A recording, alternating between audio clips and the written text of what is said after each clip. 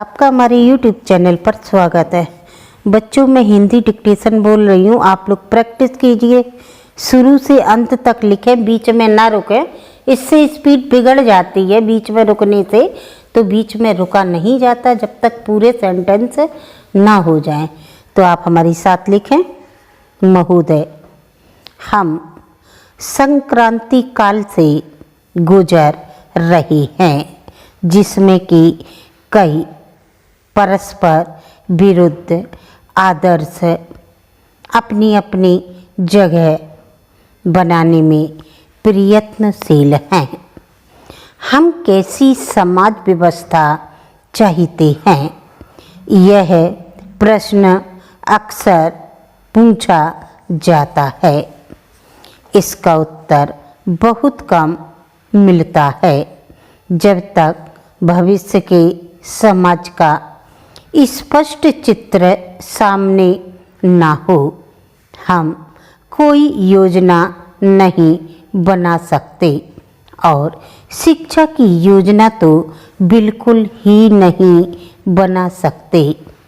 नई तालीम का महत्व इसी बात में है।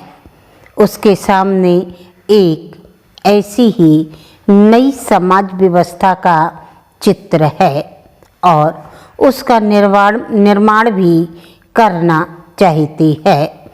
राष्ट्रपिता ने स्पष्ट बता दिया था कि उनकी शिक्षा पद्धति शहर और गांव में संबंध स्थापित करने के लिए एक आदर्श नैतिक आधार बनाना चाहती है, और उससे समाज की बहुत सी बुराइयों को, अर्थात वर्तमान सामाजिक आशंकाओं और वर्गों के विषय संबंधों को नष्ट करना चाहती है।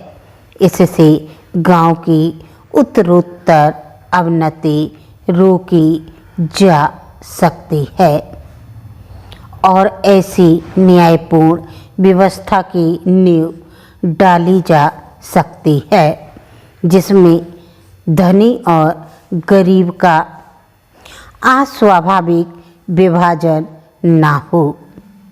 साथ ही प्रत्येक नागरिक को जीवन यापन के लिए पर्याप्त मजदूरी मिल जाती है। उसे स्वतंत्रता का अधिकार प्राप्त होता है, और यह सब वर्गों के हिंसापूर्ण संघर्ष अथवा भारत जैसे विशाल महाद्वीप के औद्योगिकरण में लगाए जाने वाले अतुल धन के बिना हो सकता है। इस शिक्षा के कारण ना तो हमें विदेशी मशीनों और ना विदेशी विशेषज्ञों पर ही निर्भर रहना पड़ेगा। अंत में उच्च कोटि के विशेषज्ञों की आवश्यकताओं को दूर कर यह शिक्षा जनता का भाग्य जनता के हाथों में सौंप सकेगी। यह है सारांश नई तालीम के सामाजिक आदर्शों का। मतभेद हो सकता है, किंतु बुनियादी शिक्षा की सार्थकता को स्वीकार करना पड़ेगा। बुनियादी शिक्षा तो जीवन के लिए होनी चाहिए, और इसका विस्तार जीवन के विस्तार के साथ संबद्ध होना चाहिए। इस धारणा के अनुसार बुनियादी शिक्षा के अंतर्गत उक्त बातें आ जाती हैं। अपने राज्य में ही बुनियादी शिक्षा कभी सफल हुई है, कभी असफल। जैसा मैंने अभी कहा कि हमने बड़े उत्साह से प्रारंभ किया, और जो कुछ भी हमने बुनियादी शिक्षा के लिए प्रारंभिक अवस्था में किया। वह किसी भी हालत में थोड़ा नहीं था।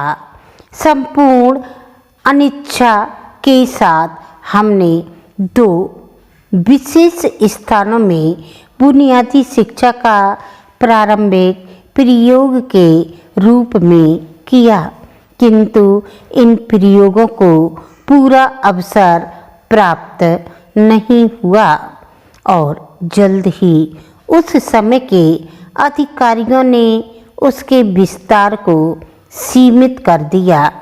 इसका परिणाम यह हुआ कि अब इस प्रकार सरकार ने फिर से क्या किया, वही अधिकार प्राप्त किया तो उसे सारी बातें पुनः नए सिरे से शुरू करनी पड़ी।